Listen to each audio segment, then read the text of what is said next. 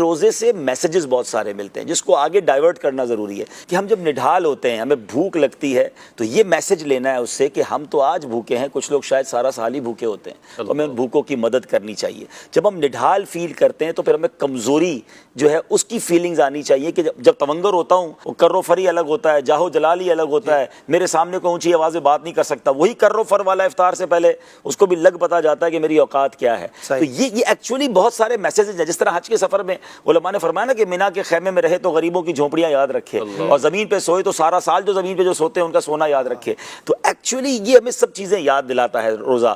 تو اللہ کرے کہ ہم رمضان کی ان تمام ساعتوں سے وہ سب چیزیں لیں جو بعد میں رمضان کے بعد بھی ریفلیکٹ کریں ہماری پرسنالٹی میں۔ آج افطار کے وقت جب آپ کی نکاحت والی کیفیت ہو تو سوچیں کہ جو لوگ بیچارے کمزور ہیں وہ کمزوری میں کچھ نہیں کر سکتے، ہمیں ان کمزوروں کو دبانا نہیں چاہیے، ان کا ہاتھ پکڑنا چاہیے، ان کا سہارا بننا چاہیے۔ گلاس ہاتھ میں ہوتا ہے اور اذان ہو جائے یا سحری کا وقت ختم ہو جائے، کنفرم ہو جائے تو لوگ گلاس رکھ دیتے ہیں۔ کتنا خوبصورت لگتا ہے کہ اللہ کی کیا بندگی کا منظر ہے کہ ہاتھ میں گلاس ہے مگر اب وقت پورا ہو گیا۔ بندہ یہ اس کو اگر عشق والی بات کرے نا، کبھی کبھی کہتے ہیں نا کچھ باتیں الفاظ میں بیان نہیں ہو سکتی ہیں، لیکن اگر فیلنگ کے ساتھ بندہ محسوس کرے نا تو اس میں جو بندگی کا مزہ ہے نا کہ جب تک وقت تھا، جب تک رب کی رضا تھی میں کھا رہا ہوں، اور اب میرے سامنے کھانا پڑا اور میں نے ہاتھ، یہ غلامی کا ایک انداز، کیسا غلامی کا انداز ہے یہ۔ مالک نے جب تک کہا تھا کھایا، جب روک دیا۔ ہاں، اس کو محسوس کریں تو اس کا مزہ ہی اور ہے۔ وہ حج میں جو کہتے ہیں نا کہ جب عرفات پہنچنا ہے تو اس وقت پہنچنا ہے، ہماری نہیں چلنی، جب نکلنا ہے تو پھر نکلنا ہے۔ بندگی کا ایک ایسا عنصر ہے جس کا لطف لے بندہ رمضان میں،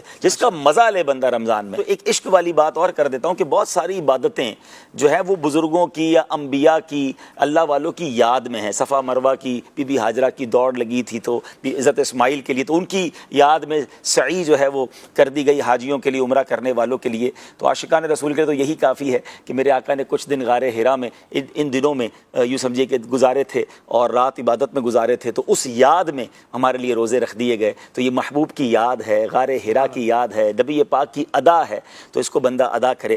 اور پھر ایک جو خوبصورت حدیث پاک جس کا مضمون یہ ہے کہ اللہ فرماتا ہے کہ روزہ دار کے لیے جو جزا ہے، جو اس کا ثواب ہے، اس کی جزا میں خود دوں گا۔ اب اس کے دو معنی علماء نے بیان کیا، اجزا بھی یا اجزا بھی، میں کہ میں اس کی جزا خود ہوں۔